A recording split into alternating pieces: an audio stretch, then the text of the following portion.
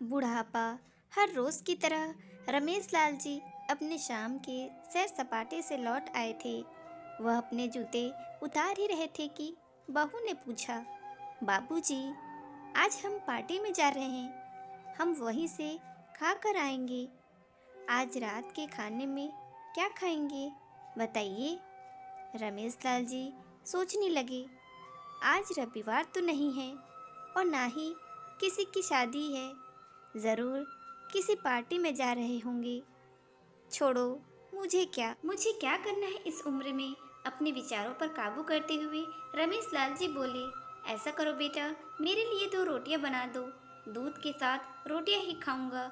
बहू तुरंत बोल उठी, बाबूजी, सुबह ही जो बनाई थी उनमें से 2 रोटियां अभी भी बची हुई हैं। अगर आप बहू ने अपना वाक्य अधूरा ही रहने दिया, लेकिन रमेश लाल जी अच्छी तरह समझ गए कि वह कहना क्या चाहती थी। सुबह की रोटियां खाई तो गैस हो जाएगा। सुबह भी बहू ने मसाले वाली सब्जी ही बनाई थी, जिसके चलते अभी तक खट्टे डकारे आ रहे हैं। और इस उम्र में पेट को संभालना मतलब किसी बिगड़े हुए बच्चे को संभालने से भी ज्यादा कठिन काम। बाबूजी बहू से बोले, नहीं बेटा, इस उम्र में सुबह की रोटियां नहीं खा सकता। तुम्हें थोड़ी तकलीफ होगी, लेकिन मेरे लिए 2 ताजी रोटियां बना दो। बहू को बहुत गुस्सा आया। वो गुस्से में ही बड़बड़ाते हुए उठी, अब 2 रोटियां बनाओ या 10, काम तो उतना ही बढ़ेगा। आटा गूंदो, रोटियां बनाओ, किचन और बर्तन साफ करो। इन्हें क्या है, इन्हें सिर्फ ऑर्डर देना है, काम तो मुझे करना पड़ता है ना। बस दिन रात इनकी ही सेवा करते रहो। बहू के बोल रमेश लाल के कानों पर पड़ रहे थे। हे भगवान, सिर्फ 2 रोटियां बनाने में इतनी तकलीफ। मैंने कोई 5 पकवान तो मांगे नहीं थे। उन्हें बहुत गुस्सा आ गया, लेकिन गुस्सा वहाँ किया जाता है जहाँ गुस्सा कोई सुनने वाला हो। उन्होंने अपना गुस्सा निगल लिया। अब तो उन्हें जितनी जल्दी गुस्सा आता था, उससे जल्दी चला भी जाता था। रमेश लाल जी को अपनी पत्नी की बहुत याद आई। उर्मिला के जीते जी उन पर कभी बासी रोटी खाने की नौबत नहीं आई थी। उल्टा खाने में 10 चीजें और मिल जाती थी। खाने के साथ मीठा, पापड़, अचार, दही, छाछ, सलाद और पता नहीं क्या क्या। रमेश जी को बहुत बुरा लग रहा था। रहने दो बहू, मैं सुबह की रोटियां खा लूँगा। फिजूल में तुम्हें तकलीफ होगी, और वैसे भी तुम्हारे हाथों की रोटी बहुत मुलायम होती है। मुझे चलेगा। मेरी वजह से तुम लोगों को देर नहीं होनी चाहिए। बहू को तो सोने में सुहागा मिल गया। वह अपनी आवाज़ मीठी करते हुए बोली, बाबूजी, आप चाय लेंगे क्या? रमेश लाल जी अपने चाय पीने की इच्छा को दबाते हुए बोले, वैसे कोई खास इच्छा नहीं है चाय पीने की, मगर तुम अपने लिए बना रही हो तो मेरे लिए भी थोड़ी बना देना। हाँ बाबूजी, मैं अपने लिए बनाने वाली हूँ, आपके लिए भी बना देती हूँ। बोलकर बहू रसोई घर के अंदर चली गई। रमेश लाल जी खुद से ही बातें करने लगे, अभी तो लाखों की जायदाद है मेरे पास, यह घर भी मेरे नाम पर है और खाते में भी लाखों रुपए पड़े हैं। अभी बेटा विषय निकालता है तो मैं बोल कर टाल देता हूँ कि मेरे बाद तेरा ही तो है सब कुछ, और फिर 1 कप चाय और 2 ताजी रोटियों के लिए तरसना पड़ता हो तो उन बूढ़ों का क्या होता होगा, जिनके पास संपत्ति के नाम पर सिवा पुरानी यादों के कुछ भी नहीं होता। उर्मिला को याद करके रमेश लाल की आंखों में आंसू चमकने लगे और धीरे से गालों पर सरके। उर्मिला के होते हुए उन्होंने घर का कोई भी काम नहीं किया था। आर्थिक जवाबदारियों के अलावा उनकी और कोई जवाबदारी नहीं थी। उनके व्यापार ने भी उन्हें अच्छा साथ दिया था। वह भी उर्मिला से बहुत प्यार करते थे, लेकिन कभी जता या बता नहीं पाए। वह यह सच्चे दिल से मानते थे कि उर्मिला उनकी किसी पूर्व जन्मों के पुण्य का फल है, लेकिन जिंदगी की भाग दौड़ में वह उर्मिला की मन की इच्छाएं पूरी कर न सके। उन्हें वैष्णो देवी जाना था, लेकिन हर बार यह यात्रा अगले साल के लिए पोस्टपोन हो जाती। घर बार और संसार की जिम्मेदारियां संभालते संभालते कब उनकी इच्छाएं उन्हीं के साथ चली गई, पता ही नहीं चला। रमेश लाल जी ने देखा उनके पोता और पोती दोनों ही स्कूल से आ गए थे। दोनों ने अपना बस्ता सोफे पर फेंका और दादाजी की तरफ दौड़कर उनके गले लगते हुए कहने लगे, चलिए ना दादाजी, खेलने चलते हैं। यही निस्वार्थ प्रेम के कुछ पल थे जिनमें दिनेश लाल जी भी बच्चों के साथ बच्चे बन जाते थे और सारे अपने दुख और यादें भूल जाते थे। वह कुछ बोल पाते उससे पहले ही बहू ने कहा, चलो छोड़ो दादाजी को, हमें पार्टी में जाना है। जल्दी से आकर तैयार हो जाओ, पापा भी आते ही होंगे। दोनों ही बच्चे दादाजी को छोड़ मम्मी की तरफ भागे। उनकी पोती 7 साल की थी और पोता 5 साल का था। रमेश लाल जी अपनी सोच में डूबे हुए बालकनी की तरफ गए। बालकनी में धीमी ठंडी पवन में उनका स्वागत किया। बहू उनके लिए चाय बनाकर लेकर आई। बालकनी में रखी अपनी कुर्सी पर बैठकर रमेश लाल जी घुट घुट करके चाय पी रहे थे। पी क्या रहे थे, निगल रहे थे, क्योंकि चाय के नाम पर सिर्फ कम शक्कर वाला गर्म पानी था, ना इलायची ना अदरक। रमेश लाल जी मन ही मन सोचने लगे, बहू के जाने के बाद आज खुद अपने हाथों से चाय बनाऊंगा, इलायची अदरक और थोड़ी सी ज़्यादा शक्कर डालकर, और उसके साथ रोटियां खा लूँगा। रोटियां खाऊंगा। रोटियों की याद आते ही उनका मुंह फिर खट्टा हो गया।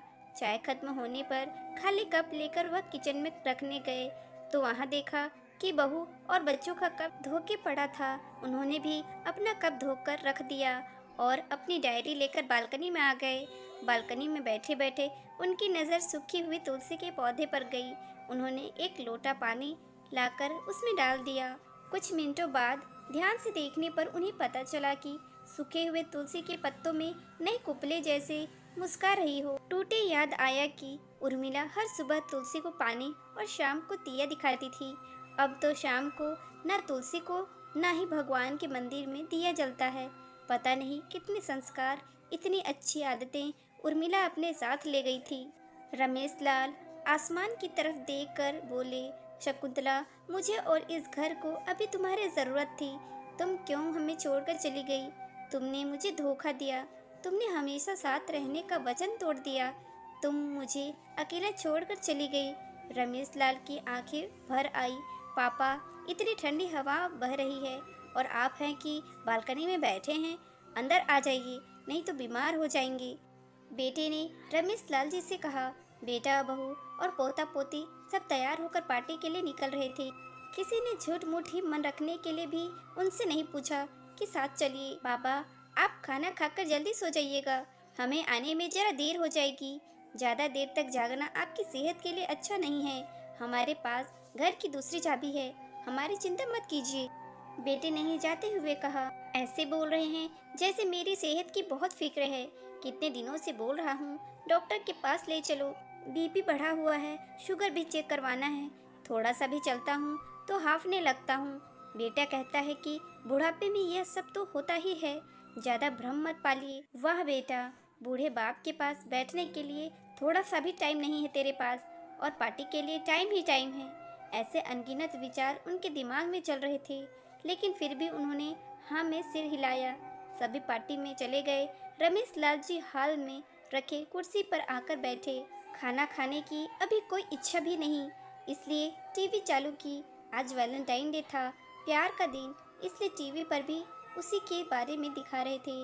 रमेश लाल जी की नज़र पास में रखे अपनी पत्नी की फ्रेम पर गई, जिसने लाल कलर की साड़ी पहन रखी थी।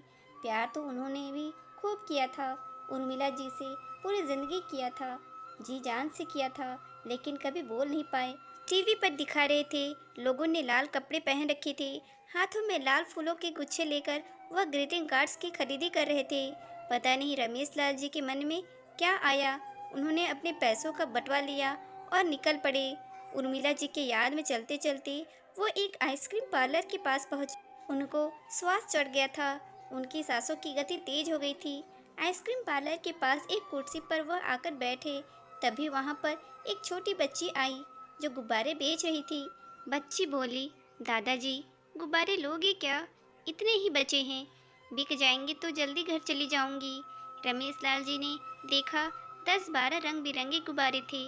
उन्हें याद आया कि उर्मिला जी को भी गुब्बारे बहुत पसंद थे, लेकिन अब गुब्बारे लेकर क्या करूं? उन्हें बच्ची की आंखों में सच्चाई और आशा दिखी। उन्होंने 200 दिए और सारे गुब्बारे खरीद लिए। उन्हें फिर से उर्मिला जी की याद आई, क्योंकि वह भी घर से निकलते समय हमेशा थोड़ी एक्स्ट्रा पैसे लेकर निकलती थी।